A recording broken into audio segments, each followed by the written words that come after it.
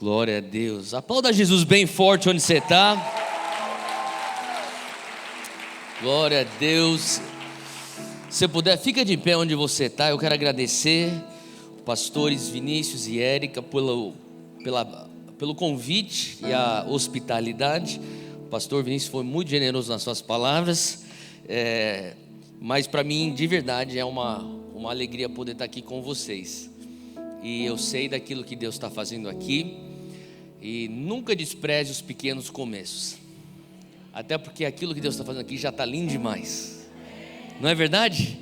E o Senhor está fazendo uma coisa incrível, e vocês são parte de uma semente que vai frutificar e multiplicar. Você crê nisso? Glória a Deus por isso.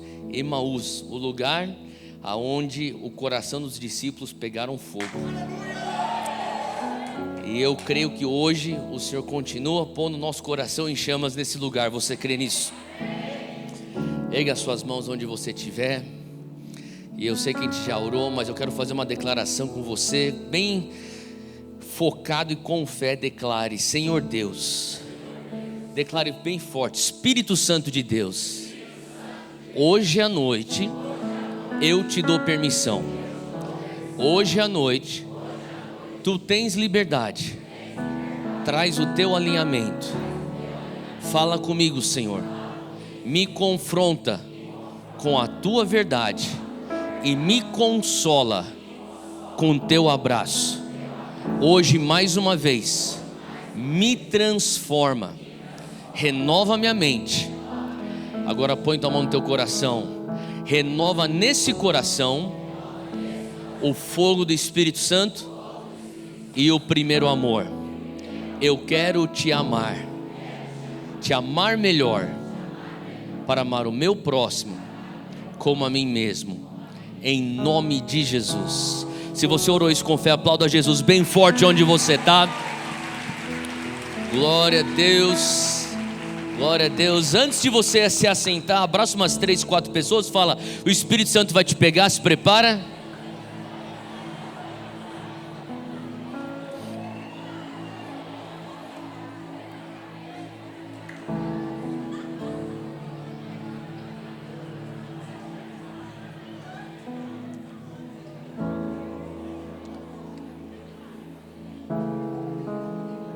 Amém. Bom, se você puder, abre aí a tua Bíblia. Na verdade, antes de você abrir a Bíblia, eu queria só falar uma coisa rapidinho. Lá atrás também, na loja aqui da conferência, a gente trouxe alguns produtos do Dunamis. E uma das coisas que eu trouxe aqui para vocês é um livro que eu lancei alguns meses atrás, chamado Um Poder em Movimento. Eu vou estar falando um pouquinho sobre o conteúdo desse livro na mensagem, quando eu imagino que você vai ser abençoado hoje. E não deixa de você então conferir uma cópia, está lá no fundo, aonde, não sei onde que é, mas está lá na lojinha. Vira para quem está do teu lado e fala assim: que bom que você está do meu lado, você está bonito, cheiroso, sem bafo, e fala assim: eu estou sentindo sobre você o espírito de generosidade. Depois do culto, deixa Deus te usar com o livro do Theo para mim. Amém? Olha, você põe em prática isso aí. Amém. Gente, quem ama avivamento aqui? Levanta a mão. Você ama avivamento? Eu amo avivamento. Agora, se alguém me perguntasse o que é avivamento, como é que você definiria então avivamento? Para mim, uma definição de avivamento é algo bem simples da própria palavra avivamento. Tem a ver com voltar à vida. Então, uma definição bem simples que eu daria é que avivamento é você voltar à vida, ou voltar ao primeiro amor. Quantos aqui lembram quando você conheceu Jesus, você estava apaixonado por Jesus e você estava disposto a fazer qualquer loucura por Jesus? Você lembra dessa época? Aquilo era o primeiro amor. E não deve ser só o teu primeiro amor, deve ser teu único amor. E nós às vezes pensamos naquela época como: mas é algo característico de quando você encontra Jesus. Deixa eu dizer, se você consegue cultivar o fogo do Espírito Santo no teu coração constantemente, você está nesse único amor. Então o avivamento é você voltar àquele lugar. Avivamento seria também o derramar incomum do Espírito Santo. Quantos aqui já participaram de uma reunião onde o Espírito Santo sequestrou a programação? Sabe o que eu estou falando? Quando ele vem, ele interrompe os planos, e você sabe, se você tentar pôr a reunião nas rédeas e no controle, o Espírito Santo vai ser entristecido e ele vai levantar e vai. Sabe o que eu estou falando? Quando você experimenta um avivamento, e como eu falei, eu amo avivamento, você começa então a ver que Deus está se movendo de uma maneira sobrenatural. Fala comigo, sobrenatural. Agora, ao passo que eu amo avivamento, eu entendi algo, que avivamento não é garantia de uma reforma. Não é porque você tem avivamento que você vai ter uma reforma. Agora você pode perguntar, mas por que eu preciso de uma reforma? Bom, porque se você for analisar os avivamentos ao longo da história da igreja, todo avivamento que deu fruto, que permaneceu multigeracionalmente, foi um avivamento que culminou numa reforma. E um avivamento que não contempla uma reforma, nada mais é do que uma experiência pentecostal autoindulgente que te leva a lugar nenhum. Faz sentido? Você fala assim, está uma reunião de avivamento, aí nego cai, rola, eu amo isso. Mas a pergunta é, qual que é o fruto disso? Agora, se você também tem o lado da igreja que fala muito sobre reforma, e daí às vezes você vai para umas reuniões onde estão falando sobre transformação social, e você senta lá, você escuta de tudo, menos o nome Jesus. Então, reforma que não contempla avivamento, nada mais é do que uma busca de ação social centrada no homem. Então o Senhor está querendo ver uma igreja que é madura, onde sim, tem o poder e o derramar do Espírito Santo, mas os frutos de transformação palpáveis nos dias de hoje. Faz sentido? Então um avivamento, se você quiser anota isso aqui, que eu não estava nem no script, mas eu vou falar. Um avivamento carrega 3 fases, normalmente, 3 fases. Primeira fase é como está escrito lá em Crônicas 7, que diz: se o meu povo que se chama pelo meu nome se humilhar, se arrepender, clamar, eu ouvirei e sararei a terra. Fala comigo, meu povo. Começa conosco. Vira para aquele lado e fala assim, começa com você. Fala assim, vai ser tua responsabilidade. O que significa isso? Que quando Deus começa um mover, e se você acredita num avivamento no Brasil, quem acredita nisso? Vai ter que começar com a igreja. Não espere que venha começar lá em Brasília. Quando eu digo Brasília, eu estou falando o poder político. Não espere que vai acontecer lá em São Paulo, na Faria Lima, no poder financeiro. Não vai acontecer lá no Rio de Janeiro, lá no Projac, no poder cultural. Não, vai começar com a igreja. Começa com o povo de Deus. Inclusive o juízo começa na casa de Deus. Faz sentido? Então todo avivamento que você vê ao longo da história, que gerou fruto multigeracional, começa com um despertar dos santos. Nós, os santos, somos despertos, voltamos ao primeiro amor, temos aqueles momentos onde existe o derramar do Espírito Santo, e você está naquela presença de Deus, a glória, e literalmente às vezes até nuvem de glória, e você está lá e fala assim, meu Deus, cara, eu posso ficar aqui para sempre. Você já esteve na presença de Deus, naquela glória. Eu não estou falando da onipresença de Deus, eu estou falando da presença manifesta de Deus. Existe uma diferença aí. Faz sentido? Uma coisa é a onipresença de Deus. Quem crê que Deus está aqui? Deus também está numa zona de prostituição, onde pecados estão ocorrendo. Deus também está na boca de fumo, onde existe também crime. Deus também está no meio de um lugar onde pessoas são ateus e nem cogitam a existência dele. Mas Deus está aqui, porque Deus é onipresente, Ele está em todo lugar. Agora também Deus está no coração daquele que crê. Então você tem a presença da onipresença de Deus, você também tem a presença da salvação, da graça salvadora de Deus no teu coração, porque Ele mora em você, sim. E mesmo você talvez não adorando a Deus, você talvez está lá na academia malhando, você está na tua faculdade estudando. Deixa eu te falar uma coisa, o Senhor está dentro de você, você acredita nisso? Mas eu não estou falando daquela presença da onipresença e nem da presença do crente, eu estou falando da presença manifesta. Fala comigo, Shekinah. É disso que eu estou falando. Quando Deus fala, eu sou onipresente porque esse é o meu atributo. Eu sou presente no teu coração porque você aceitou minha graça. Mas presença manifesta, eu escolhi nessa reunião me manifestar. Porque eu vejo fome, porque eu vejo consagração, porque eu vejo santidade, porque eu vejo todos os fatores se alinhando para a minha manifestação. Quando você tem momentos de Shekinah, a manifestação, deixa eu te dizer uma coisa, você esquece do tempo, você esquece onde você está, você esquece da tua conta a pagar, você esquece do problema lá de casa, você esquece o que você vai ter que fazer na semana que vem. Você está falando assim, Deus, eu estou aqui nesse lugar, eu posso ficar aqui para sempre. Aqueles momentos onde você está experimentando a presença manifesta de Deus, talvez você tenha um pensamento, você fala assim, mas o meu primo precisa disso, meu chefe precisa disso,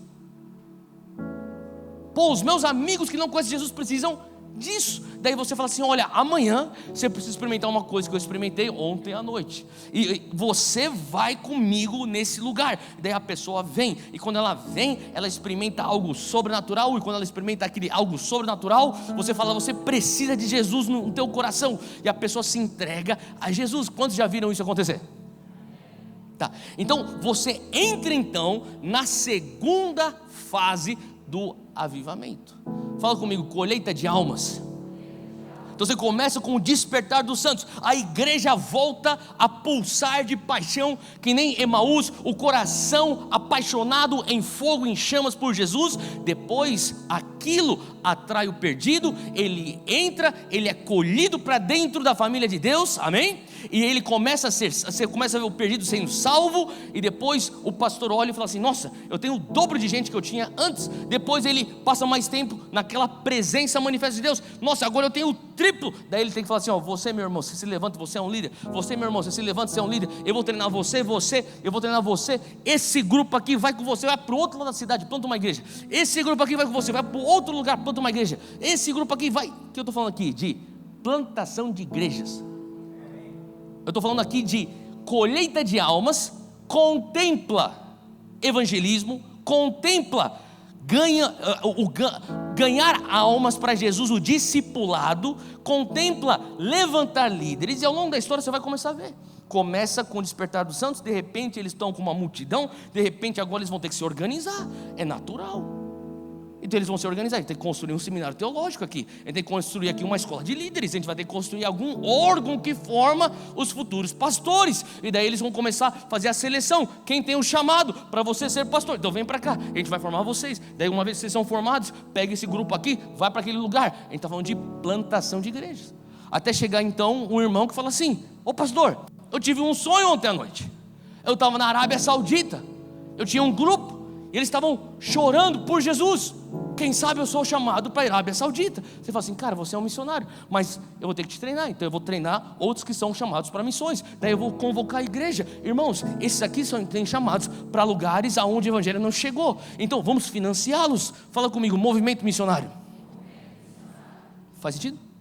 Características do fluxo de um avivamento: despertar dos santos, primeiro amor, canções novas, revelações novas, os dons ativos dentro da igreja, pulsando, paixão, fogo, glória. De repente agora almas se ramifica em discipulado, evangelismo, missões, plantação de igrejas, levantamento e ordenação de novos pastores.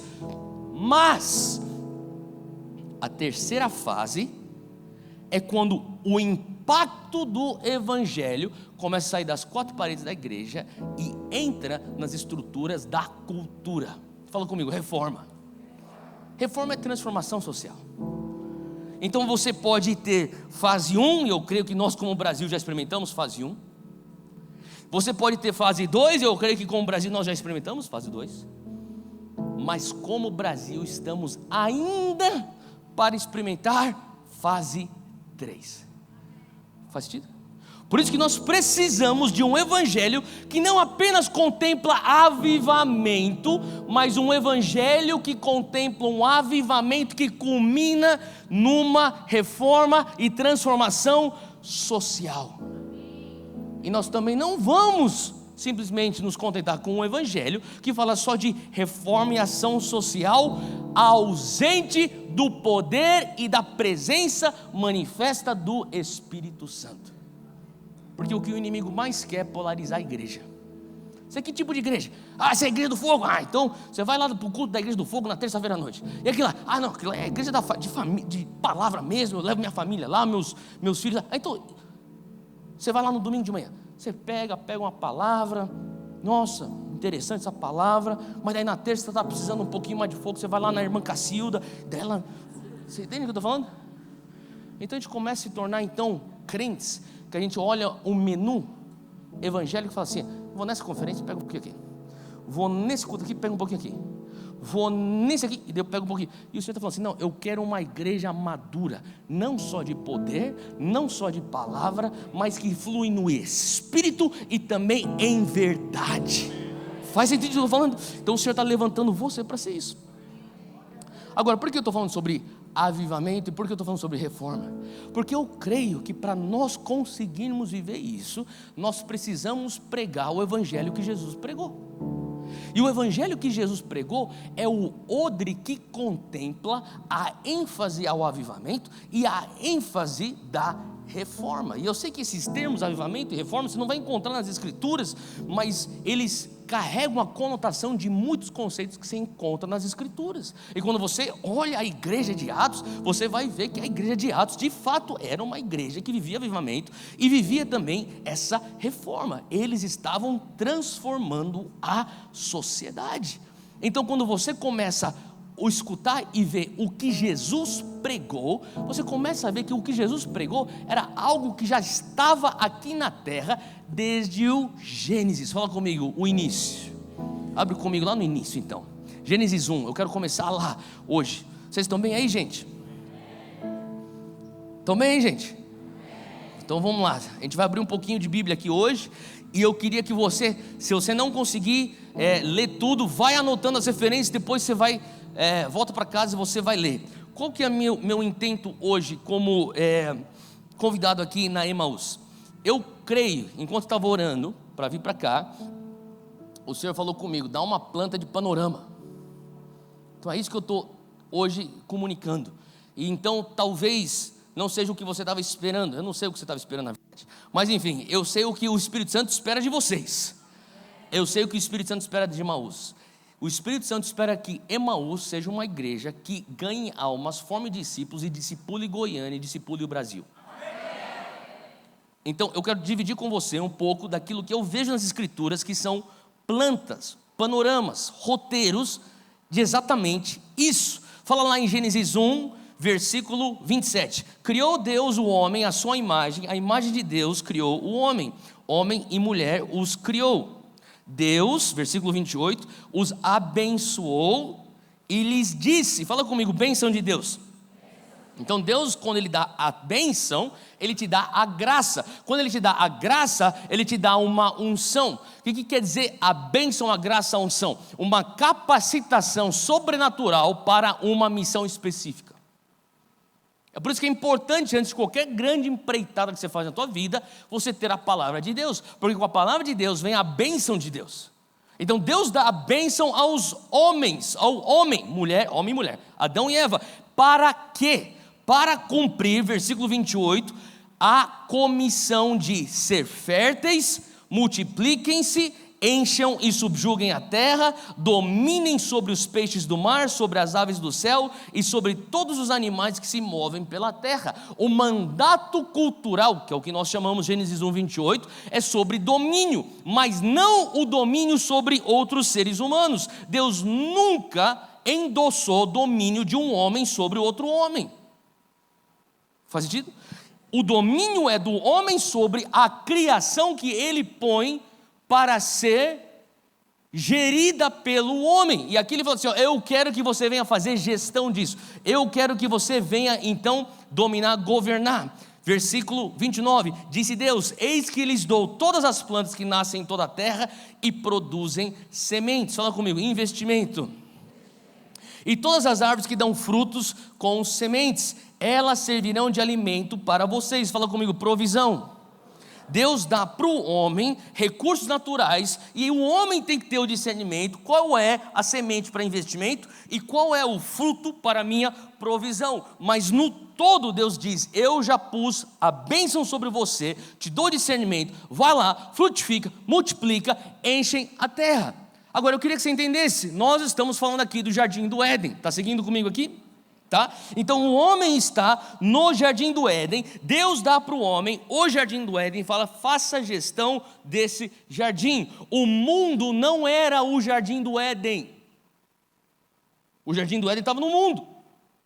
A verdade é que o plano original de Deus era que o homem e a mulher fizessem gestão do jardim, para que o jardim começasse a crescer, se expandir, multiplicasse, enchesse toda a terra, até que todo esse planeta Terra estivesse cheio do jardim do Éden. Como é que isso aconteceria? Não através de um passe de mágica, não num piscar de olhos. Deus dá para o homem o comissionamento de através do trabalho. Então, nesse momento, não existem canções de adoração. Nesse momento, não existem sermões. Nesse momento, a única maneira que o homem adora a Deus é através do trabalho. Então, a única expressão de adoração a Deus do homem em Gênesis 1 é trabalhar, multiplicar, frutificar, encher essa terra. Pegar semente, plantar, fazer gestão, regar. Pega mais semente, faço o discernimento. Como ou semeio? Já semeei bastante, eu preciso me alimentar, senão não vou ter energia para continuar semeando. Eu vou comer. Então o homem vai ter esse livre-arbítrio, ele vai ter esse discernimento. E era isso que ele teria que fazer, porque o propósito de Deus original para o homem era esse. Theo, mas eu pensei que trabalho é maldição, fruto do pecado. Nós estamos falando de Gênesis 1. A queda do homem só vem em Gênesis 3. Aqui, o trabalho é a única maneira do homem adorar a Deus. A maldição seria o suor, a dor, as injustiças que você sofre com trabalho, mas o trabalho em si é adoração a Deus. Você está me seguindo aqui? Qual que era a mentalidade de Deus para o homem? Era que Adão e Eva tivessem filhos. E que os filhos de Adão e Eva tivessem filhos. E que esses filhos tivessem mais filhos. E eventualmente você tem famílias de famílias. Fala comigo, clã. Clã é família de famílias. Uma outra maneira de você falar clã, tribos. Então tribos se juntariam. E quando tribos se juntariam, eles se juntariam numa palavra que você já escutou, que é o mesmo conceito bíblico que você acha lá em Mateus 28, versículo 19. Fala comigo, etne. Não é etna, a loja, é etne, de onde você tira a palavra etnia. Então, quando você entende o que quer dizer no grego etne, significa nada mais do que um grupo de pessoas, ou um grupo de pessoas que dividem na mesma cultura, ou um centro cultural. Fala comigo, cidade. Então uma cidade nada mais é do que um centro cultural. E dentro de um centro cultural, o que você tem? Você tem idioma, você tem filosofia, você tem economia, você tem gastronomia, você tem artes, você tem educação, você tem inovação, você tem tecnologia. Sabe qual que era o propósito de Deus? Deus escondeu certas coisas nessa terra e a glória dele seria manifesta, dando ao homem esse mandato cultural. Se você estiver anotando, anota aí, Gênesis 1, 28 igual a mandato cultural igual a primeira comissão. Quando eles então entendessem, isso é o que eu tenho que fazer para adorar a Deus, eles fariam o que nós chamamos de, em inglês, de R&D, Research and Development, pesquisa e desenvolvimento. Eles iriam então encontrar na areia a possibilidade de fazer um chip, e com um chip existe a possibilidade de você pôr no telefone, e se você melhora aquele telefone ele evolui de um Samsung para um iPhone. Desculpa você que usa Samsung. Foi Steve Jobs que descobriu isso, mas era o intento de Deus pôr no homem para descobrir todas as coisas que existem de tecnologia e inovação dentro dessa terra. E daí, sabe o que era para essa terra ser? Nada mais do que uma vitrine da majestade, da glória, do poder de Deus. Era isso, e nós tínhamos que fazer a gestão disso. Quando a gente fala sobre um mandato cultural, é porque o mandato gera cultura. Quando você e eu, nós entendemos aquilo que Deus quis fazer em Gênesis 1, 28, com o primeiro Adão, e ele deixa a peteca cair lá em Gênesis 3. Você vai entender o que o apóstolo Paulo está falando lá em Romanos 5, sobre o segundo Adão. Quem é o segundo Adão? Jesus. E quando Jesus volta, ele vem para restaurar o que o primeiro Adão deixou de fazer, que era o quê? Continuar. Ele chama aqueles que são seus, ele fala assim, agora, aquela missão de trazer a cultura do céu na terra, está com vocês. Não em formato de mandato cultural como estava no jardim, mas agora em formato de grande comissão de Mateus 28, 19 e Marcos capítulo 16. Faz sentido o que eu estou falando? Então quando você começa a olhar isso, o que é que Emaús está fazendo aqui? Vocês são uma embaixada do reino do céu em Goiânia. Eu estava em Brasília hoje de manhã. E o Senhor começou a falar comigo, eu me lembrei de algo que o Senhor já falava comigo lá atrás. Eu estava bem naquela região lá do Lago Sul, onde você passa pelas embaixadas, comecei a ver os países. O nome dos países, República do Iraque, República Guiné Equatoriana. Eu comecei a ver os nomes. Daí eu falei assim, que interessante. Sabe por quê? Porque quando você vai, eu vi lá a embaixada, se não me engano, acho que era da França. Quando você entra pelos portões da embaixada da França, aquele território em Brasília, tecnicamente pertence a quem? Mas está aonde? No Brasil. Você entendeu? Quando você entra na embaixada da França, você não vai ver a Torre Eiffel lá. Não é verdade? Mas aquilo lá é França. Tecnicamente aquele lugar é França. Mas você vai falar assim, então, mas como é que isso aqui pode ser França? A gente está em Brasília. Bom, porque aqui é uma embaixada daquele governo chamado França. E isso aqui é o território deles. Então, já que isso aqui é o território deles, o que difere do portão para dentro da embaixada do portão de fora? É porque a lei da França, ela rege aqui dentro. A lei do Brasil rege aqui fora. Então, mas se realmente isso aqui fosse França, isso aqui não teria a Torre Eiffel? Não, porque a Torre Eiffel está lá na França. Tem certas coisas do reino de Deus que você só vai ver na segunda vinda de Cristo.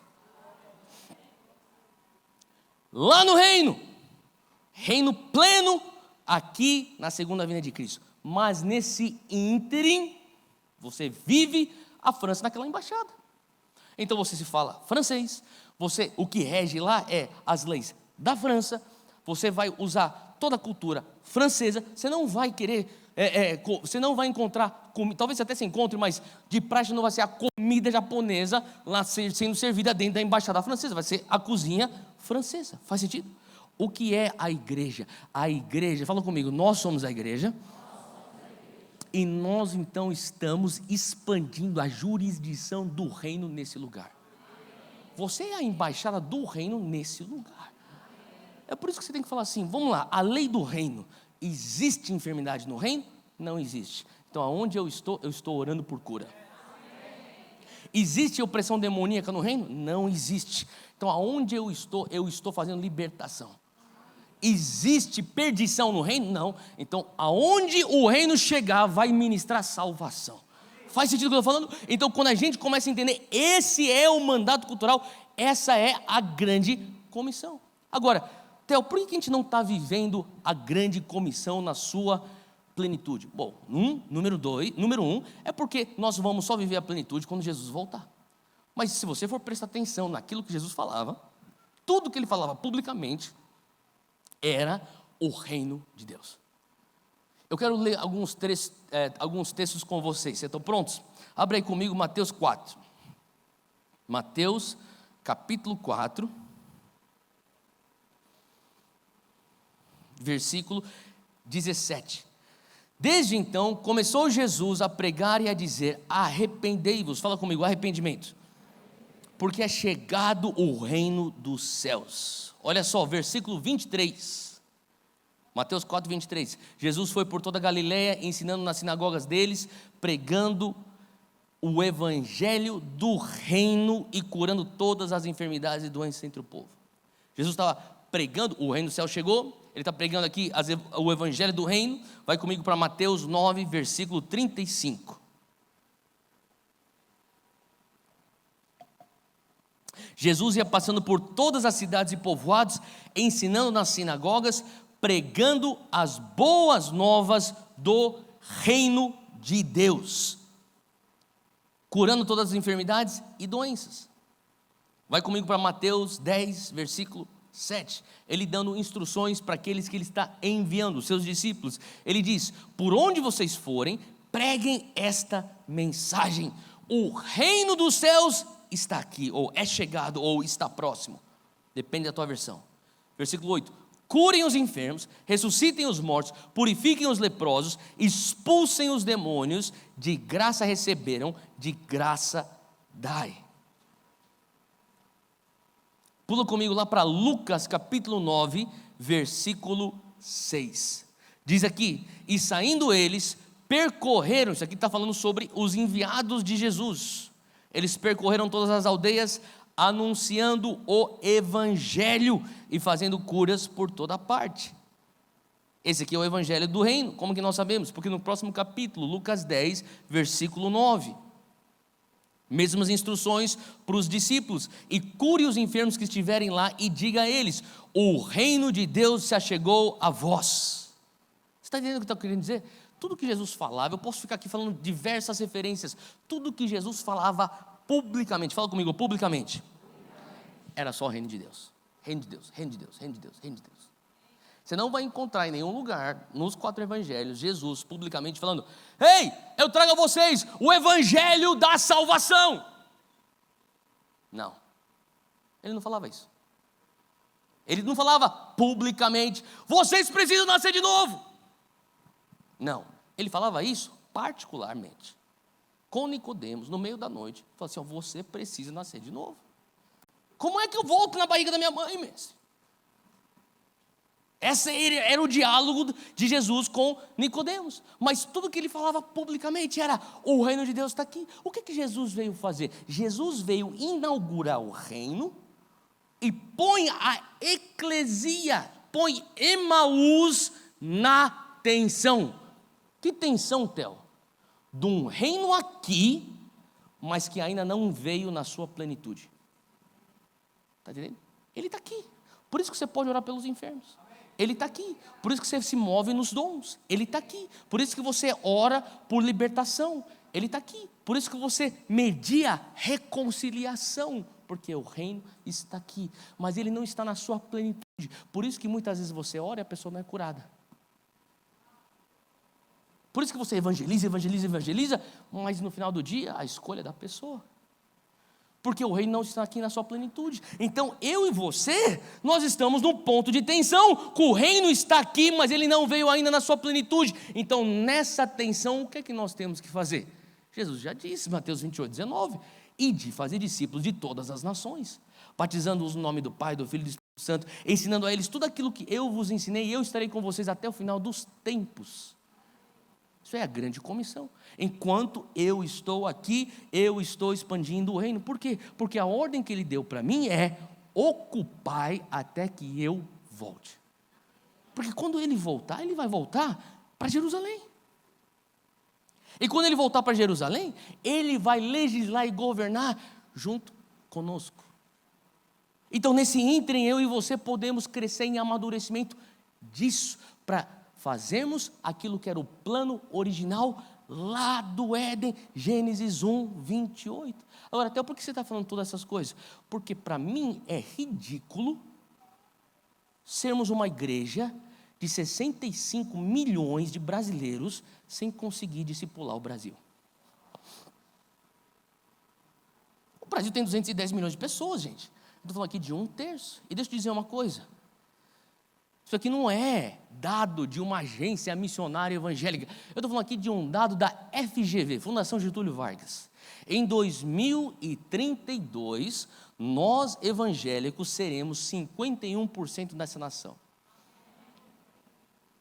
Pela primeira vez na história do Brasil, nós seremos a maioria, não serão os católicos, nós seremos protestantes evangélicos a maioria. Mas deixa eu te falar uma coisa: se as coisas, e Deus sabe o futuro, o Senhor continua sentado no trono, amém?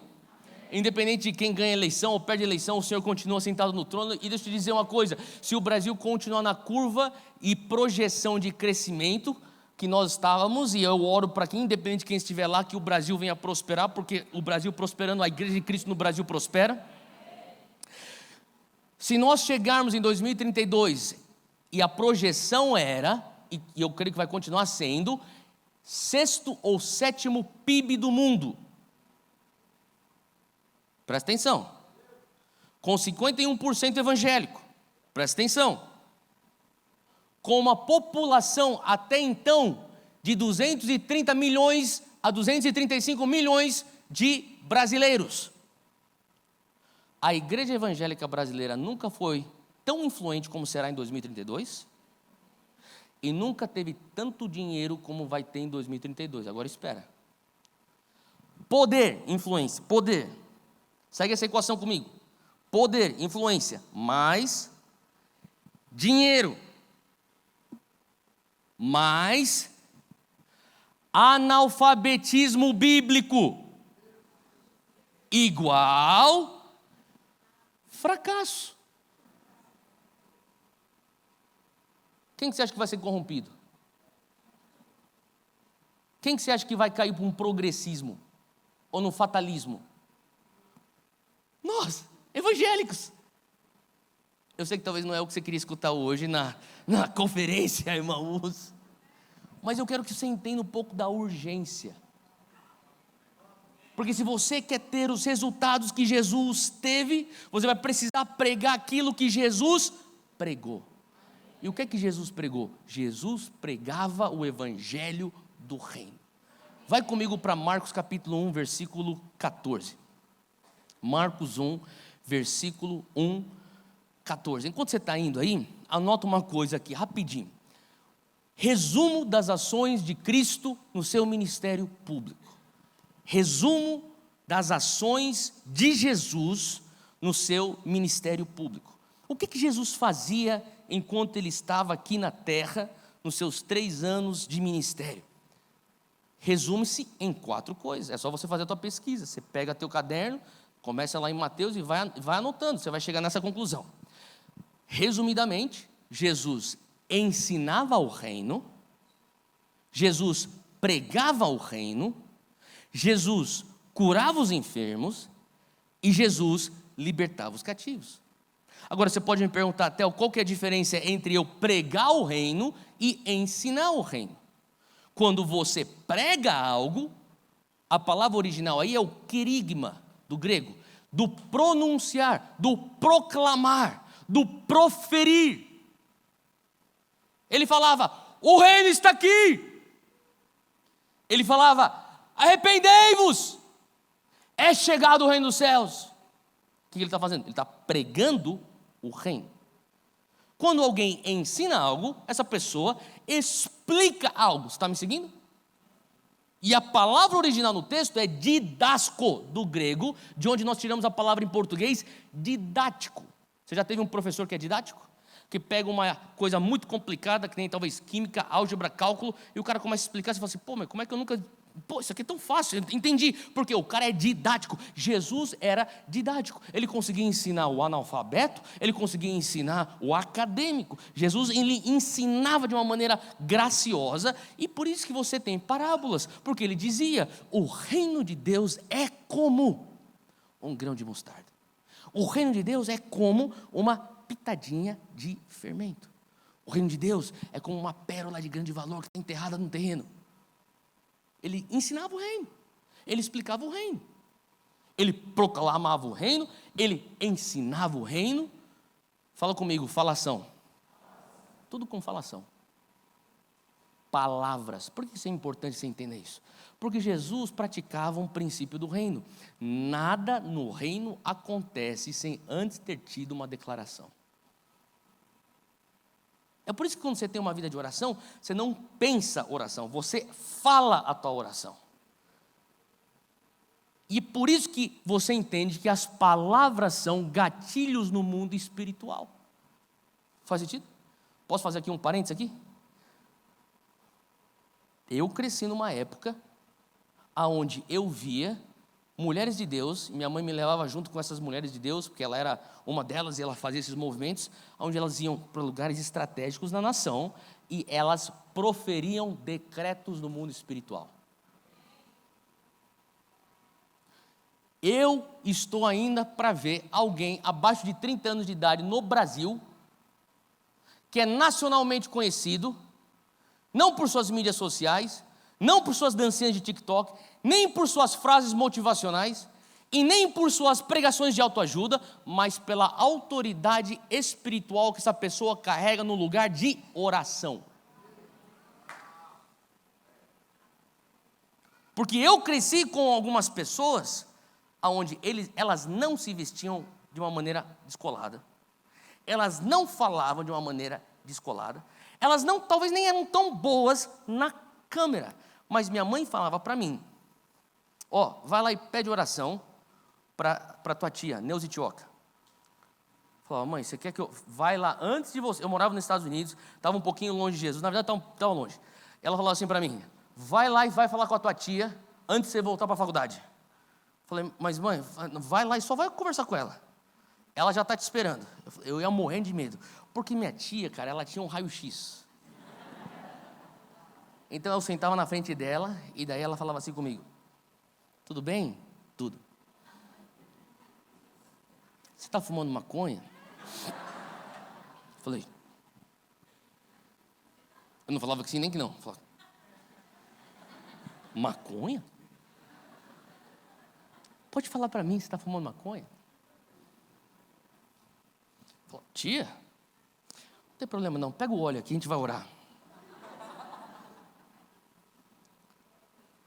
E eu sabia que quando minha tia orasse, algo iria acontecer.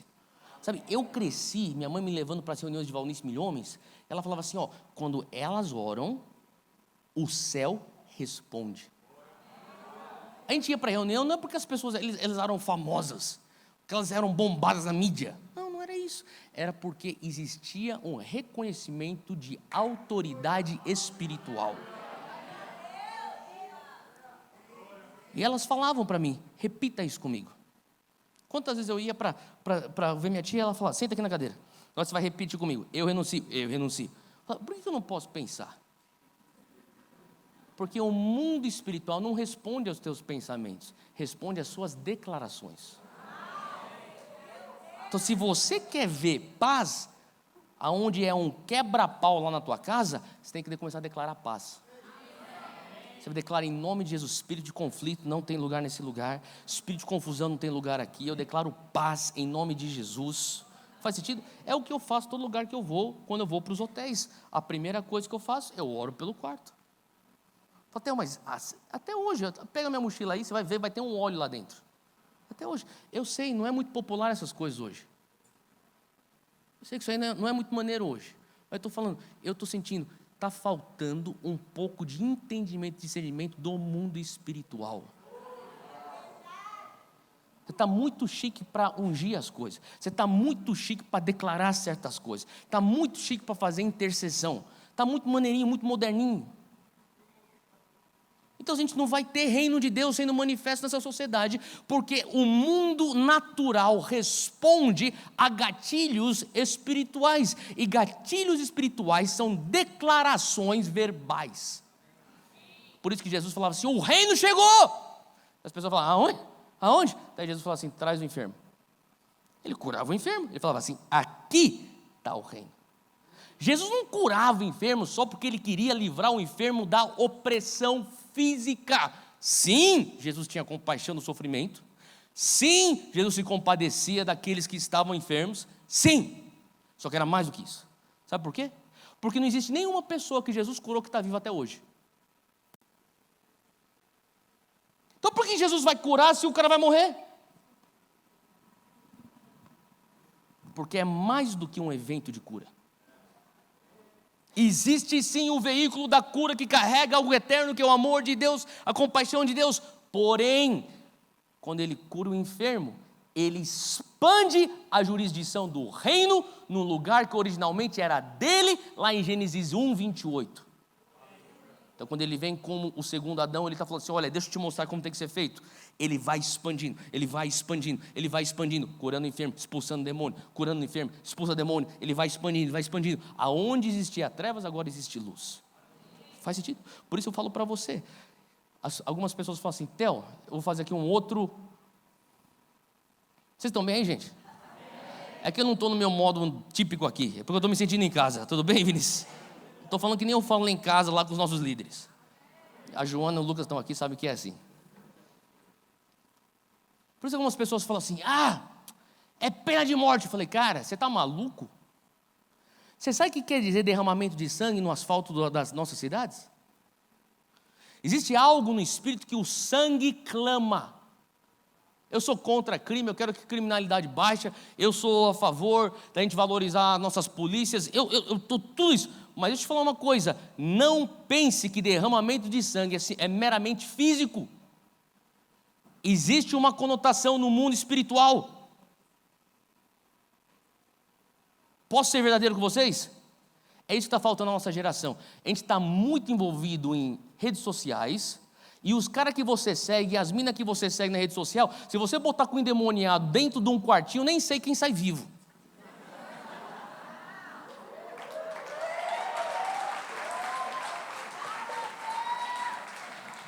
Então para de pagar pau para pessoas que não têm autoridade espiritual. Você é fútil quando você faz uma coisa dessa. Você é um crente superficial quando você faz uma coisa dessa. Você tem que ser uma pessoa... Sabe qual que é a diferença? Eu estava conversando hoje com um general do evangelho no almoço, antes de chegar aqui. Eu falava assim para ele: tio, a minha preocupação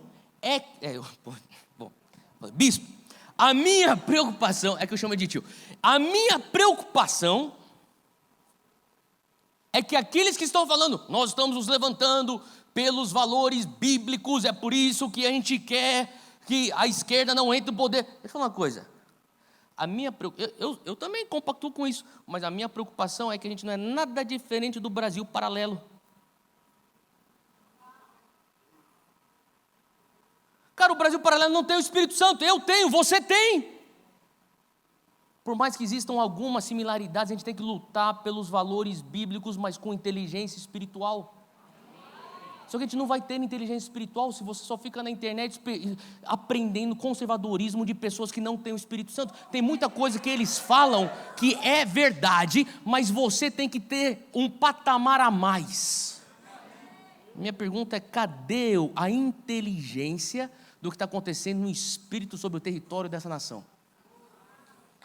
O que está acontecendo nos ares do Brasil? O Espírito Santo te mostrou? Qual foi o teu último sonho profético? Qual foi a última vez que o Espírito Santo te deu um download do que está acontecendo nos ares?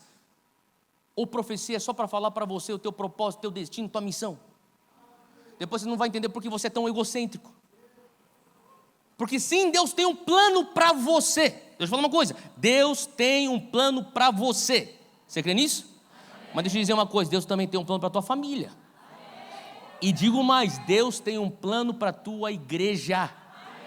E digo mais, Deus tem um plano para a tua cidade. E Deus tem um plano para a tua nação. Você entende? A maneira como o reino pensa: Jerusalém, Judeia, Samaria e aos confins da terra. Só que a única coisa que você quer saber é o teu destino. Você pula de coach em coach. Meu propósito, o meu sonho, o meu chamado, o meu destino. Você não vai discipular a nação desse jeito. A gente precisa graduar disso. E sabe qual que é a infelicidade nossa? É que por muito tempo nós estamos só pregando um evangelho que Jesus não pregou. Jesus pregava o reino. Ele falava: o reino está aqui. E as pessoas falavam assim: me ensina a entender o reino. Olha, o reino está aqui. Ele ensinava o reino e ele demonstrava o reino. Você está com o livro, a palavra aberta em Marcos 1, versículo 14. Diz assim: depois que João foi entregue à prisão, veio Jesus para a Galileia, pregando o quê? Está aqui, pregando as boas novas do reino de Deus. No meu texto está do reino de Deus. E dizendo, 2 pontos, quais são os pilares do evangelho do reino. Versículo mais importante da noite, Marcos 1,15. Anota aí. Os pilares do evangelho do reino estão aqui em Marcos 1,15. O primeiro pilar: o tempo é chegado, ou o tempo está cumprido. Não é isso que ele diz? O tempo é chegado. Agora, na minha versão está aqui: o tempo está cumprido. Para alguma coisa ser cumprida, ela tem que previamente ter sido prometida. Faz sentido? Você tem que ter uma promessa para ter o cumprimento da promessa, senão o cumprimento ele fica vazio. Agora, você é gentil, eu sou gentil. Para mim, eu levo assim: o tempo é chegado, o tempo é cumprido. Legal. Para um judeu isso aqui é outra coisa. Para o judeu isso aqui é uma afirmação messiânica. Quando chega alguém na cena, que nem Jesus diz: o tempo está cumprido. O que o judeu entende? Ele está falando que ele é o cumprimento das promessas. Que promessa? A promessa de Isaías, promessa de Jeremias, promessa que até do rei Davi tinha profetizado. Ele está falando que ele é o cumprimento das promessas messiânicas. Então quer dizer que ele está fazendo uma afirmação messiânica. Isso é ofensivo. Faz sentido? Como é que um carpinteiro, um marceneiro, de onde é que você veio? Lá da Galileia. Como é que você vai ser o Messias? Messias significa rei. Está seguindo comigo? É loucura você ser um rei sem reino. É como se você acordasse um dia e teu amigo falasse assim: e aí, cara, beleza? Beleza. E aí, Gustavo, beleza? De hoje em diante eu não sou mais Gustavo, tá? Eu sou o rei Gustavo. Rei Gustavo, você é rei do quê? Não, sou rei Gustavo, não tenho rei não, mas sou rei Gustavo. O que você vai pensar? Esse cara está louco, certo? Eles estão perguntando a mesma coisa para Jesus. Tá bom, então se o tempo está cumprido, que é uma afirmação messiânica, você está falando que você é o Messias, você é Messias do quê? Você é rei do quê? Cadê o teu reino? E daí ele diz, segunda afirmação: o reino de Deus está aqui. Eles estão falando assim: eu não estou vendo o reino de Deus. A única coisa que eu vejo é o Império Romano. A única coisa que eu vejo são esses 12 losers que estão andando com você. Primeira afirmação do evangelho do reino: Jesus é o Messias. Segunda afirmação do evangelho do reino: ele trouxe o reino. Terceira afirmação do evangelho do reino, fala comigo: arrependimento. Fala comigo: metanoia. Você precisa mudar o teu paradigma, senão você não vai reconhecer o reino. Você precisa mudar as lentes pela qual você enxerga o mundo, senão você não consegue reconhecer e expandir o reino. Por isso que você pode ser evangélico. Você pode chorar no culto, você pode ter arrepio, borrar maquiagem, se ajoelhar, tremer, mas se você não mudar o teu paradigma através de um arrependimento, se você não tiver uma cosmovisão bíblica pela qual você enxerga a tua existência nessa sociedade, você não consegue expandir um reino. Você é meramente um evangélico que escuta playlist de Spotify gospel. É só isso. Aí você pergunta: como é que a gente tem 65 milhões de evangélicos que a gente está aqui. Porque são 65 milhões que sentem, mas não pensam. Sentem emoção no culto, que nem sentem no sertanejo.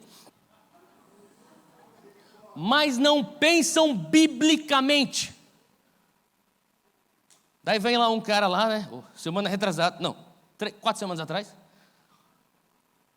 Filho dele estuda na mesma escola que meu filho. Frequenta a nossa igreja. Ele falou assim: Theo, que decepção com a Zion. Falei, que foi? Pô, nunca pensei que na Zion a gente ia ver a mistura de religião com política. Falei, bom, você está falando então que a gente está misturando religião com política. É? Que decepção. Falei, então, bom, essa é uma afirmação bem vaga. Vamos sentar aqui, vamos conversar. O que você quer dizer com isso? Porque eu não falei o nome de nenhum candidato no púlpito. Eu não falei nenhum número que você tem que apertar. Eu só falei para você votar de acordo com a tua convicção de fé. Então, aonde é que você acha que eu misturei? Não, mas a gente não precisava falar nada de política no púlpito. Sabe, na igreja a gente não se fala de política. Na igreja eu falei assim, então você está falando que a gente está misturando religião com política. Então tá bom, você é um empresário. Deixa eu perguntar uma coisa para você. Você já orou antes de ir para uma reunião de negócio? Você já orou com os seus colaboradores? Você, antes de fechar uma reunião com um cliente, você já não pediu o favor de Deus? Já. Eu acho que você não deveria fazer isso. Eu acho que você não deve misturar tua fé com os teus negócios. Calma. Daí ele ficou me olhando assim, daí eu falei assim, outra coisa. Eu sei que teve um momento que você estava passando uma situação de enfermidade. Você pediu oração e estava fazendo tratamento lá no Einstein. Eu falei assim, sabe de uma coisa?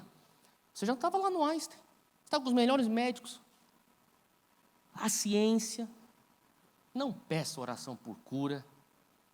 Fica só na medicina. Só fica lá e só peça ajuda lá, porque não misture a tua saúde com religião. Outra coisa. Nossos filhos estudam nesse colégio. A gente pôs nossos filhos nesse colégio porque esse colégio é evangélico. Deixa eu falar uma coisa, não mistura religião com educação, cara. Tira teu filho daqui, tem tanto colégio bom aí em São Paulo, cara. Põe ele em outro lugar, cara. Onde os caras não vão doutrinar teu filho, fazer lavagem cerebral com o evangelho. Ele, pastor, eu já entendi, desculpa. Por quê? Porque não tem uma cosmovisão bíblica. Quando eu tenho uma cosmovisão bíblica, quando eu passo por metanoia, quando eu me arrependo, eu tenho que olhar a vida pelas lentes da palavra. Eu não vou simplesmente olhar o culto evangélico pela lente da palavra. Eu vou olhar minhas finanças pela lente da palavra. Eu vou olhar minha sexualidade pelas lentes da palavra. Eu vou olhar a criação dos meus filhos pelas lentes da palavra. Eu vou olhar o meu trabalho pelas lentes da palavra. Eu vou olhar o meu voto pelas lentes da palavra. Eu vou olhar a maneira como eu pratico meus hobbies pelas lentes da palavra. Faz sentido? Tudo que eu faço tem que ter o paradigma do reino, o paradigma da palavra. E aqui Jesus está falando da terceira afirmação. Você, para reconhecer o reino, você precisa ter um arrependimento. Você precisa mudar a tua cosmovisão. Como é que você está enxergando o mundo? Daí uma vez que a palavra renova a tua mente, Romanos 12, 2, você começa a passar por uma transformação de visão. Você passa por uma transformação de cosmovisão, paradigma. Daí você começa a reconhecer o reino, você fala assim, eu quero isso, eu quero ter parte nesse reino. E daí Jesus diz, creia nesse evangelho que eu estou falando. Como que eu entro no reino? Crendo pela fé na graça de Deus. O que é o evangelho do reino? São esses 4 pilares. Jesus veio e trouxe isso. Agora, Jesus, quando você enxerga esse versículo, não vê em nenhum lugar uma visão dualista. O que seria uma visão dualista? Uma visão de, isso aqui é sagrado, isso aqui é secular. Se você puder, anota esse termo em latim na tua anotação agora. Coram Deo. Coram Deo, C-O-R-A-M, Deo, D-E-O, que significa aos olhos de Deus. Foi um conceito que os reformadores na Reforma Protestante começaram a enfatizar. Eles começaram a entender: tudo que nós fazemos está debaixo do olhar de Deus. Como eu cozinho, está debaixo do olhar de Deus. Como eu trabalho na empresa do meu pai, está debaixo do olhar de Deus. Como eu ensaio com a banda de adoração, está tão debaixo do olhar de Deus de quando eu toco com a banda de adoração no culto de louvor. Tudo que eu faço está debaixo do olhar de Deus. Quando eu dou uma oferta no culto, está debaixo do olhar de Deus. Quando eu faço uma ação de caridade na rua, está debaixo do olhar de Deus. Faz sentido? Tudo aquilo é sagrado. Não existe a divisão do sagrado e do secular. Ah, meu trabalho é secular. Ah, o culto é sagrado. Entenda uma coisa: quando nós temos uma mentalidade dualista, o que nós vamos valorizar? O culto. Quando você tem uma mentalidade integral, aonde tudo que você faz é sagrado, o que você vai valorizar? A tua adoração dentro do culto e na sociedade. Você só consegue viver o avivamento que culmina numa reforma quando você estiver dentro do odre do evangelho que Jesus pregou. Deixa eu falar de novo. Você só vai conseguir contemplar um avivamento que culmina numa reforma dentro do odre do evangelho que Jesus pregou. Jesus não pregou o evangelho da salvação. Não quer dizer que eu não acredito na salvação em Jesus, é óbvio que sim, mas a salvação é só a porta de entrada ao reino. A salvação não é o destino final. Quando a pessoa vem para frente, faz a confissão de fé, ela não cruzou a linha de chegada, ela saiu e largou no ponto de partida de uma corrida, que agora ela vai correr até Jesus voltar, aonde ela vai continuar expandindo o reino de Deus. Então, quando a gente tem uma visão dualista, o que a gente pensa? Evangelho da salvação. Isso que é sagrado, trazer o povo para a igreja. Então você vai ter mega igrejas, lotada de crente, e a cidade totalmente zoada. Por que é sagrado? O culto. O que é sagrado? A célula. O que é sagrado? A conferência. O que é sagrado? O retiro. O que é sagrado? A vigília. O que é sagrado? Sei lá mais o que a gente faz. O bazar missionário. O que a gente faz mais na igreja? O círculo de oração é sagrado.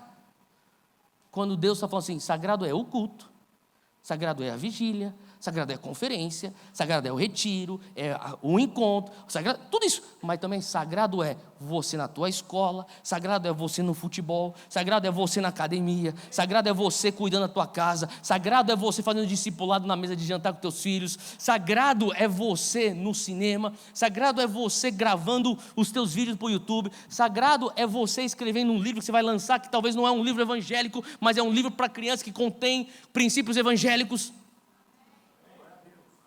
Faz sentido? Mas quando a gente vê tudo dualista, a gente fala assim, não, sagrado é a igreja. Você se mata para a igreja infla. Daí você olha a cidade, esburacada, prostituição na rua, corrupção no governo. Porque a gente vai e canta, toma o mundo, me dá Jesus. Toma o mundo, só quero Jesus. Ai, lindo, né? Daí o diabo fala assim, então me dá o mundo. Aí você fala, mas aí eles têm doutrinação lá nas escolas, mas tudo que você assiste lá na Netflix tem um viés esquerdo. O que a gente fez nos últimos 40 anos? Toma o mundo, me dá Jesus. Aonde você permitir um vácuo, vai ser preenchido por toxicidade. Quer escrever uma frase boa para você fazer um tweet e faz o teu tweet como se fosse teu, porque não é nem meu, tá? Ou a igreja discipula o mundo, ou o mundo discipula a igreja. Não tem meio termo. Não tem cada um no seu quadrado, isso não existe. Nesse mundo, e não é de agora, é desde que o mundo foi mundo. Ou a gente empurra as trevas para lá, até que ele venha, ou eles vão nos empurrar e nós vamos nos encurralar para dentro das quatro paredes e ficar falando assim, Jesus volta, Jesus volta. O Lula ganhou, Jesus volta. Um moleque mandou mensagem para mim, 19 anos de idade: Jesus tem que voltar, o mundo está acabando, o Lula ganhou. Falei, tá bom. Vamos supor que o mundo está acabando, e que Jesus volte, e que o Lula ganhou, e você aparece para Jesus, e você vai falar o que para Jesus? Você vai chegar para Jesus e ele vai falar assim: você fez o que lá embaixo? Tem nego pedindo para Jesus voltar, não é porque você realmente anseia Maranata, porque você está querendo ver o reino dele estabelecido na sua plenitude, é porque você tem preguiça de trabalhar, é porque você não sabe o que você tem que fazer. Você vai oferecer o que para ele? Ele vai falar assim: eu te dei um talento que você fez. Ele vai falar assim: você nem a cama você faz.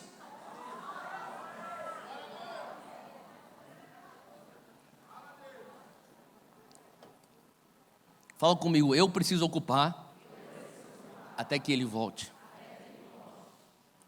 Sabe, muitas vezes o nosso erro, eu tenho falado isso em muitos lugares que eu vou, é que nós estamos confundindo o nosso destino com a nossa missão.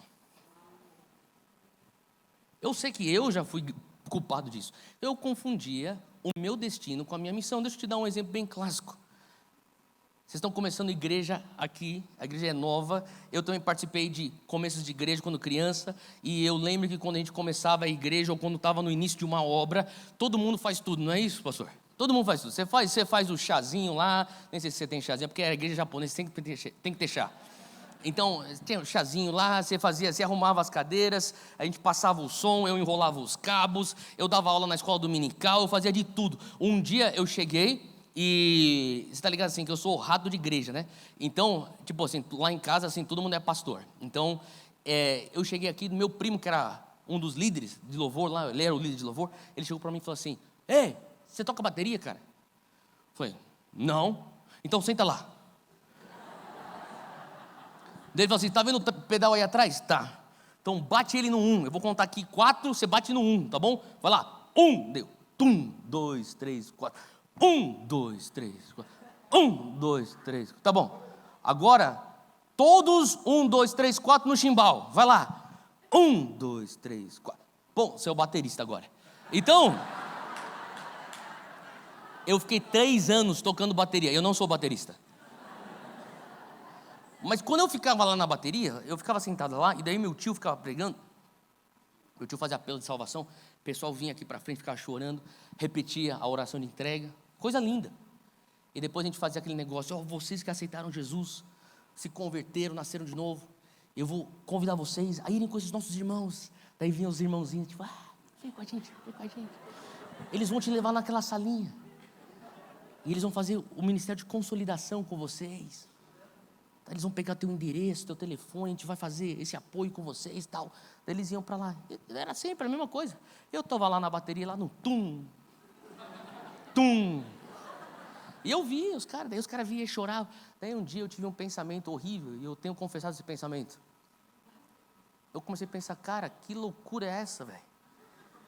Porque os caras estão chorando porque encontraram Jesus, e Jesus entrou no coração deles, porque eu creio na palavra, que se você acredita, você crê com todo o teu coração, confessa com a tua boca, você é salvo. Mas amanhã os caras vão ter que trabalhar.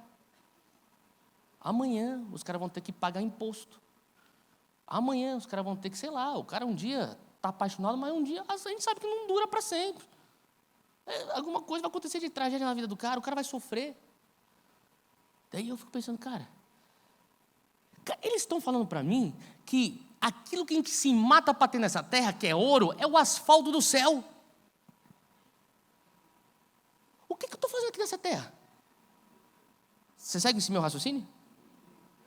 Eu pensei, cara, sabe que é a coisa mais inteligente que a gente tem que fazer? Chamar o povo, repetem a oração, a gente fala assim, vem com a gente para essa salinha.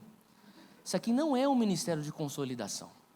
Isso aqui é um ministério de aceleração.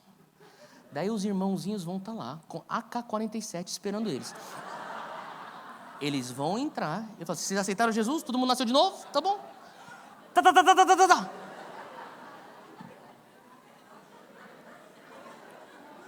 É a coisa mais inteligente a se fazer. Você está rindo, mas para pensar na lógica, não faz sentido? A não ser que você tenha uma missão aqui. A não ser que a tua missão não é ficar que nem sardinha enlatada dentro de igreja evangélica. A não ser que o Senhor fala, o teu destino é chegar no céu, porque você foi salvo pela graça mediante a fé, mas a tua missão é trazer o céu para a terra. É aí que eu quero que você faça. Então pense na minha família. Quanto de céu tem na minha família? No meu casamento. Quanto de céu tem no meu casamento? Nos meus filhos, com a criação dos meus filhos. Quanto de céu existe lá? No meu trabalho, quanto de céu existe lá? Na minha faculdade, quanto do céu existe lá? Eu que sou um embaixador do reino dos céus, estou expandindo a jurisdição do reino na terra, porque era justamente isso que Jesus falava. Tanto é que a oração do Pai Nosso carrega isso no seu cerne. Venha a nós. Eu não estou falando, tira-nos daqui. Ele fala, eu não oro para que você venha ser tirado daqui. No mundo vocês vão ter aflições, mas tenha bom ânimo, eu venci o mundo. Não foi isso que Jesus falou? E Ele nos ensina a orar, venha a nós o teu reino. Seja feita a tua vontade na Emaús, como é no céu. Seja feita a tua vontade em Goiânia, como é no céu. Seja feita a tua vontade no Brasil, como é no céu. Seja feita a tua vontade na minha família, como é no céu. Seja feita a tua vontade no meu casamento, como é no céu. Seja feita a tua vontade na minha empresa, como é no céu. A métrica é quanto do céu já está aqui. É isso que a gente precisa para discipular uma nação. E eu termino com isso aqui. Mateus 28, versículo 20. Ensinando-lhes tudo aquilo que eu vos ensinei. Fala comigo, ensino. Sabe, Jesus passou muito tempo ensinando os seus discípulos. E uma coisa que eu entendi é que quando eu fui para primeiro dia de aula na primeira série, eu não saí com um diploma do ensino médio. Não é verdade? E você talvez está estudando até hoje. Você vai, você pega uma aula, você volta para casa. Você vai, pega outra aula, faz a tarefa de casa. Vai, faz a tua prova. Deixa eu te falar uma coisa. Tem certas coisas que não vão acontecer instantaneamente no Brasil.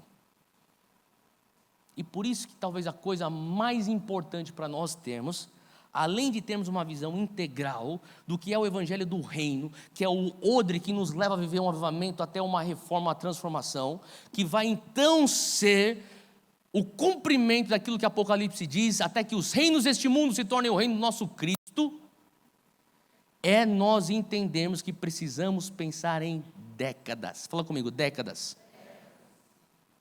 Vamos ser um pouco prático aqui? Theo, e agora? O que vai acontecer do Brasil? Jesus continua no trono no dia 30 de outubro, tanto quanto no dia 1 de novembro. Jesus vai continuar no trono no dia 1 de janeiro. Jesus vai continuar no trono em todos os dias de 2023. A verdade dele não muda. Você está me seguindo? O que ele pediu para a gente fazer? Discípulo das nações. Temos que trabalhar com discipulado. Vamos ser bem prático. Você não acha que é um pouco desproporcional o número de evangélicos no Brasil com o número de escolas evangélicas no Brasil? Vamos ser um pouco mais prático. Será que a gente não pode ver uma igreja de milhões de pessoas sendo mais engajadas biblicamente? Será que a gente consegue celebrar salvação tanto quanto a gente deve celebrar discipulado?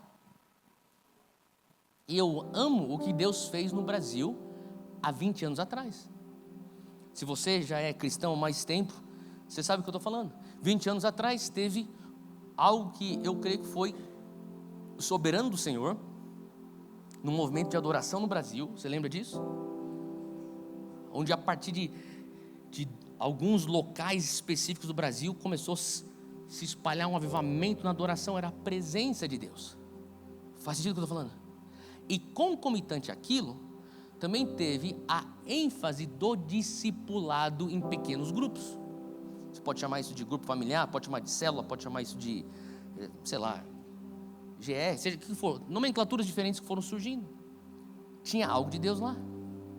Mas se você for parar para pensar, era algo que eu creio, e eu digo isso porque eu tento ao máximo honrar as gerações passadas, porque eu sei que isso que a gente está vivendo hoje, eles rasgaram os céus para nós vivermos. Eu sei que com todos os nossos defeitos como Brasil e igreja brasileira, deixa eu falar uma coisa, eu viajo às nações, não existe um lugar no mundo que Deus está se movendo como no Brasil, no mundo livre, porque está acontecendo uma obra gigante do Espírito Santo no Afeganistão, no Irã, na China, mas estou falando no mundo livre, a gente ora para que a gente continue livre. Não existe nenhuma nação que está experimentando um embalo espiritual que o Brasil. Entenda o que eu estou falando? E isso aqui não é fruto de coisa que a minha geração plantou, é fruto que os nossos pais e nossas mães plantaram. Eles e elas jejuaram, choraram sobre nosso solo, se ajoelharam, ungiram essa terra, e hoje nós temos céus abertos por conta do que eles fizeram. O que nós não podemos ser são filhos mimados, que estamos simplesmente no embalo. Hoje existe tanto embalo no Brasil que você prega uma heresia, nego vem para o altar você converter para a tua heresia. De tanto embalo espiritual e fome espiritual que existe hoje na nação. Eu estou falando isso porque Deus fez algo incrível 20 anos atrás, que eu creio, e eu honro aquela geração, mas eu creio que agora está no nosso turno. Eu estou vendo aqui muita gente jovem, famílias jovens, e se você fala assim, Theo, talvez a minha idade cronológica não é tão jovem, você está aqui, teu coração é jovem, então você está junto com a gente. Deixa eu te falar uma coisa, é o nosso turno que tem que pegar a sequência do que eles fizeram e levar para o próximo patamar. Faz sentido? Porque muitos deles fizeram certo. Eles pegaram pessoas que eram perdidas, apresentaram o evangelho, elas foram salvas, elas foram curadas, libertas, batizadas, conseguimos plugar eles em igrejas, discipulamos, houve crescimento. Talvez não tiveram a ótica ou a urgência de falar, agora vão apontar para a nação, para a sociedade, para fora das quatro paredes da igreja. Tudo bem, mas eles discipularam. Nem isso a gente está fazendo mais. Essa geração nem mais isso está fazendo. Faz o apelo, vão lá, 40 mil se converteu. E aí, você discipulou alguém? Fui lá e fiz esse negócio lá e aí? Cadê os frutos que permaneçam? Faz sentido o que eu estou falando? Tudo bem que você é um digital influencer, mas também seria interessante você plantar uma igreja, você começar alguma obra, você viver a igreja, partir o pão, dividir isso, fazer, esbarrar teu ombro com alguém, de verdade. Eu não estou falando para você se isentar e sair da internet, não é isso que eu estou falando. A gente precisa ocupar o espaço digital, sim, mas igreja vai sempre ser igreja tete a tete. E o que eu sinto é que na nossa geração a gente precisa começar a falar sobre discipulado para as nações. Não só o discipulado do indivíduo de Marcos 16, ide por todo mundo e divida o evangelho com toda a criatura. Criatura, amém. Mas a versão de Mateus 28 é corporativa também.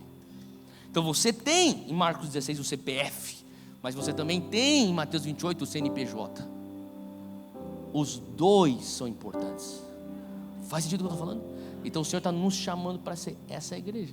Agora deixa eu terminar com esses últimos 2 versículos. Atos 1, versículo 4. E Jesus, ele dá sequência. Quando você começa a ler Mateus 28, a sequência da grande comissão, o diálogo é em Atos 1, 4. Certa ocasião, enquanto comia com eles, deu-lhes esta ordem: não saia de Jerusalém. Ele está falando aqui, espere em Jerusalém, pela promessa do Pai. O que era essa promessa? Era o Espírito Santo. É isso que eu bati aqui já um pouco antes. Deus não te chamou para ser simplesmente um conservador ausente do Espírito Santo. Você não vai discipular uma nação simplesmente pondo frase de Olavo de Carvalho nas tuas redes sociais. Não vai. Não estou falando que tudo que o cara fala está errado, ou que tudo que ele fala que está certo. Não estou falando nada disso. Não vem ao caso. O que eu estou falando é que nós não podemos tentar fazer uma obra sem a inteligência, perspectiva e empoderamento espiritual. Porque nós somos seres espirituais. Faz sentido o que eu estou falando? Ele fala assim, você não vai conseguir cumprir essa grande comissão sem receber o Espírito Santo. Versículo 8 de Atos 1:8. Ele fala aqui sobre você ser cheio, receberão poder quando o Espírito Santo descer sobre vocês e serão minhas testemunhas. Aonde? Jerusalém, Judéia e Samaria e até os confins da terra. Eu e você carecemos do Espírito Santo. Não caia nessa falácia. Igreja de poder, igreja da palavra. Poder e palavra, Espírito e verdade. Precisamos de uma igreja engajada biblicamente, mas cheia do poder do Espírito Santo. Você tem que impor as mãos e curar os enfermos. Você tem que impor as mãos e expulsar os demônios. Você tem que saber ensinar a palavra. É hora de a gente começar a tomar essas responsabilidades. Faz sentido? Você vai ter que ter o discernimento. Nesse contexto aqui, eu posso me mover no sobrenatural desse jeito. Você vai ter que discernir os ambientes. Tem coisas que você vai fazer dentro da igreja que você não vai fazer na tua faculdade. E não te faz menos espiritual. Quando você vai profetizar sobre alguém dentro de uma célula, você vai usar de um jeito de linguagem. Quando você está falando com alguém no mercado de trabalho, você vai usar o outro jeito de linguagem. É isso que os apóstolos da igreja primitiva sabiam fazer. Eles sabiam se portar dentro do templo e também no pórtico de Salomão, aonde existia o comércio. Faz sentido? Porque Deus está ensinando a nossa geração a viver o sobrenatural de maneira natural. É teu estilo de vida.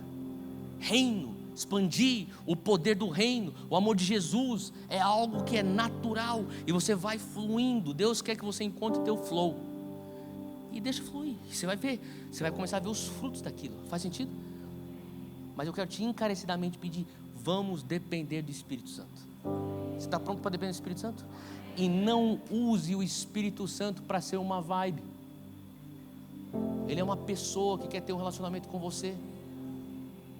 Ele é uma pessoa que quer te guiar em toda a verdade. Faz sentido? Hoje eu quero orar por isso.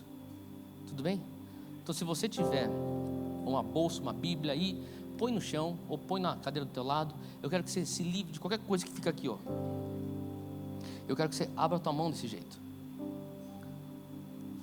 Não, pode sentar, pode ficar sentado, eu vou orar por você. Pode se assentar. Se a gente puder, vamos ligar todas as luzes, por favor.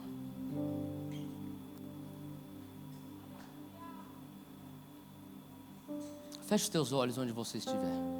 Esqueça quem está do teu lado. Esqueça quem está na tua frente.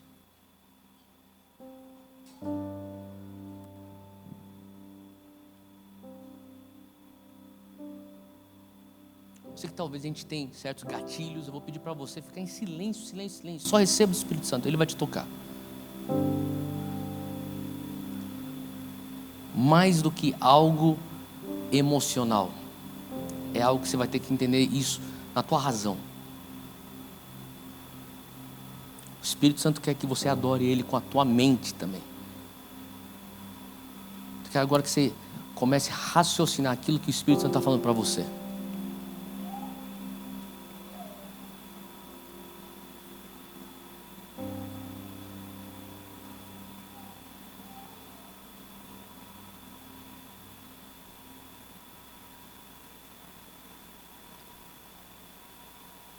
Agora eu quero orar por você. Você não precisa nem orar, só receba. Se puder, abra suas mãos como se recebendo um presente. Pode pôr no teu colo mesmo para não cansar. Só receba do Espírito Santo. Senhor, nós reconhecemos a tua presença aqui. Pai, eu te agradeço pela igreja Emaús, pelo chamado que o Senhor tem depositado nesse lugar para discipular essa cidade. Pai, eu te agradeço que o Senhor está levantando aqui do nosso meio avivalistas, homens e mulheres de Deus, que são embaixadores, embaixatrizes do reino de Deus para a esfera da educação, para a esfera dos negócios, para os veículos de comunicação, para as artes, para o entretenimento, para o esporte. O Senhor está levantando homens e mulheres de Deus a partir desse lugar para trabalharem com famílias, para liderarem a tua igreja, para estarem nas nas casas públicas, no legislativo, no judiciário, no executivo. Obrigado porque o Senhor está levantando homens e mulheres aqui que serão acadêmicos, cientistas, cheios do Espírito Santo. Nós entendemos que o Senhor nos chama a expandir o teu reino nessa terra. Mas nós não queremos fazer isso sem a capacitação do teu Espírito Santo. E hoje nós pedimos, ajuda-nos. A tua palavra diz que o Espírito Santo é o nosso ajudador. Hoje nós pedimos, Espírito Santo, vem. Assim como está lá em Atos 1, que deveríamos esperar pela promessa, sermos cheios do teu poder, cheios do Espírito Santo. Nós não dependemos do nosso próprio raciocínio, nós não dependemos da nossa própria força, nós nos apoiamos inteiramente na tua graça. Hoje, Senhor, toca-nos, toca-nos. Vem, Espírito Santo, toca-nos com teu poder. Vem, Espírito Santo, toca-nos com teu fogo. Vem, Espírito Santo, sopra sobre as brasas do nosso coração, hoje, agora. Espera agora nele, ele vai te tocar.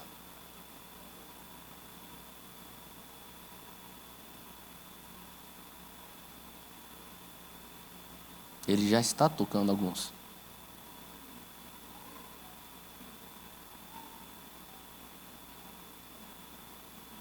Come, Holy Spirit. Come, Holy Spirit. That you would touch us, Father. Right now, I pray that you would touch us right now, God. Come, Holy Spirit, I pray that you blow in this place right now. From the back to the front, would you blow in this place right now? Ele já está te tocando.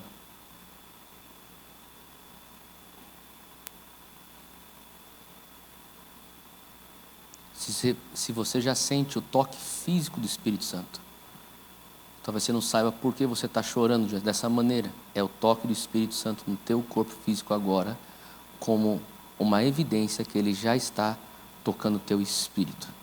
Talvez você sinta um tremor, talvez você sinta eletricidade no teu corpo, talvez você sinta o calor do fogo dele. São manifestações físicas do toque dele sobre você. Mais.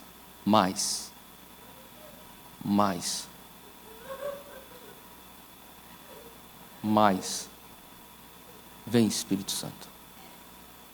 Se você já está sentindo esse toque físico, só fica de pé aonde você está.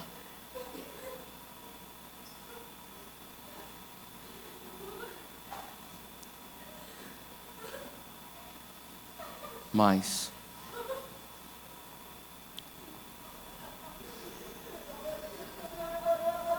Empodera a tua igreja, Senhor. Empodera a tua igreja. Hoje é uma noite que o Senhor vai depositar dons.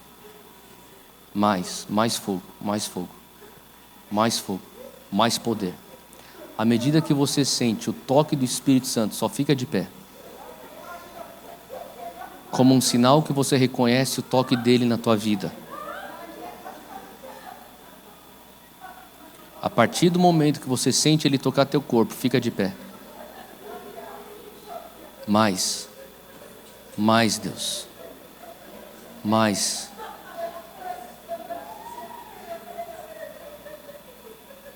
Vem com teu fogo, Senhor. Vem com teu sopro. Sopra sobre nós. Mais. Nós reconhecemos o que o Senhor está fazendo. Eu peço que o Senhor intensifique teu toque agora. À medida que ele te toca, fica de pé.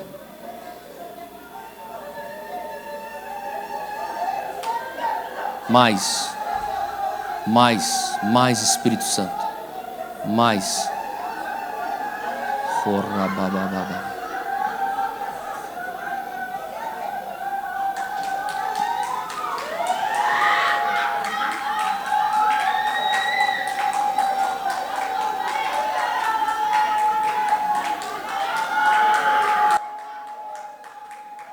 À medida que Ele te toca, fica de pé. Mais fogo, mais fogo, mais fogo, mais fogo, mais fogo, mais fogo, mais fogo,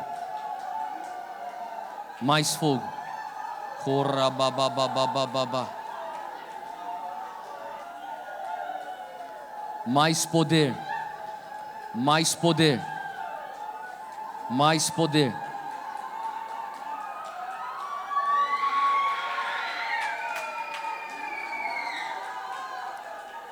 Mais fogo, em nome de Jesus. Pai, sopra sobre nós, sopra sobre essa igreja, visita essa igreja com empoderamento sobrenatural, empoderamento do Espírito Santo. Eu vejo no Espírito anjos nesse lugar. Pai, aumenta a atividade angelical aqui, em nome de Jesus, em nome de Jesus. Agora, tem atividade de sonhos proféticos que vão aumentar na tua vida. A partir de hoje, muitos de vocês vão começar a ter sonhos proféticos. Anota tudo que Ele for mostrando a você em sonhos. Mais poder, mais poder, mais poder. Você que está sentindo na tua mão formigamento, agora uma atividade, fogo, eletricidade na tua mão, é um sinal de dom de cura. Agora, em nome de Jesus, eu peço, libera o dom de cura. Você irá impor as mãos sobre os enfermos, eles serão curados. Receba agora o dom de cura, receba, por fé, receba. Mais.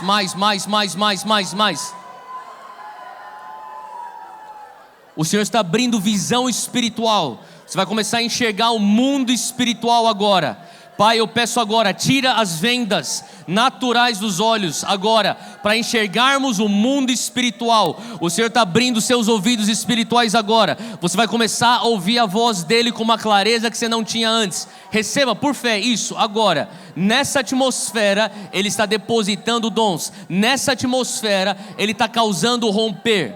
Agora, dom de fé. Receba dom de fé. O Senhor tem te dado uma missão. Você não sabe como você vai cumprir essa missão. Ele está te dando agora o dom de fé. Pai, eu peço, toca nas nossas bocas agora, toca os nossos lábios, toca as nossas línguas, dons de profecia. Você vai profetizar para essa cidade, você vai profetizar para os 4 cantos dessa nação agora. Levanta os profetas, levanta uma geração profética. Mais. Receba.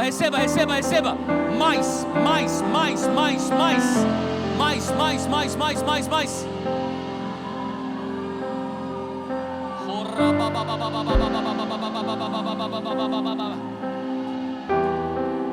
O Senhor está levantando uma geração de intercessores a partir daqui. Agora, em nome de Jesus, aqueles que vão se consagrar no lugar secreto, guerreiros, guerreiras espirituais. O Senhor está depositando sobre suas mãos a unção que quebra o jugo opressor. Ministério de libertação saindo desse lugar. Autoridade espiritual. Pessoas se movendo, discípulos se movendo com autoridade espiritual a partir desse lugar agora, em nome de Jesus. Mais. Vem, Senhor Deus. Pai, nós te honramos, Espírito Santo, nós te honramos nesse lugar. Nós reconhecemos o que o Senhor está fazendo. Eu peço, Espírito Santo, que o Senhor intensifique o teu toque. Eu peço, Espírito Santo, desde lá de trás até aqui na frente, que o Senhor venha dobrar o teu toque agora. Dobra a tua intensidade.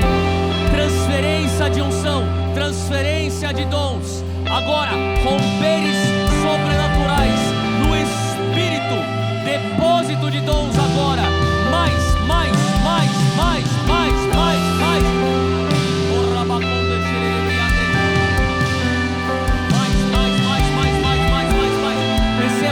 Receba.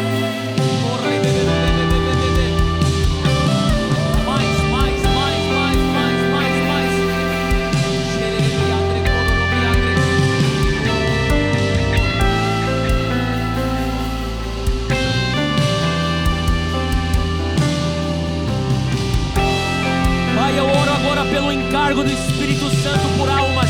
Eu oro agora pelo encargo do Espírito Santo por essa cidade. O Senhor vai te dar um encargo pela nação do Brasil. Agora, receba esse encargo de ser um intercessor, esse encargo do Espírito Santo de se pôr na brecha, esse encargo de ser um guerreiro espiritual.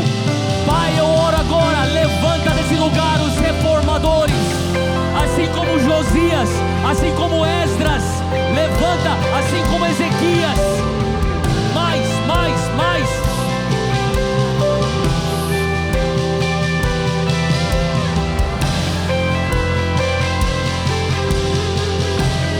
Receba, vai recebendo, vai sugando.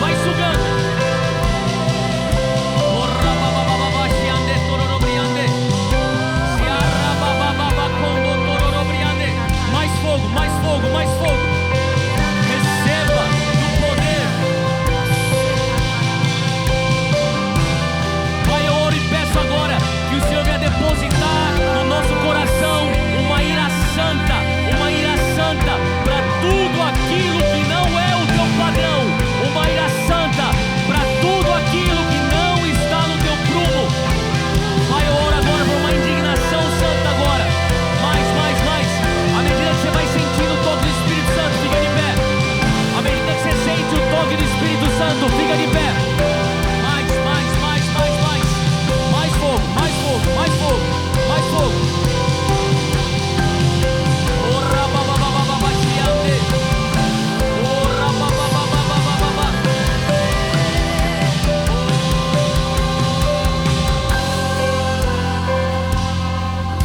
Você que está sentindo agora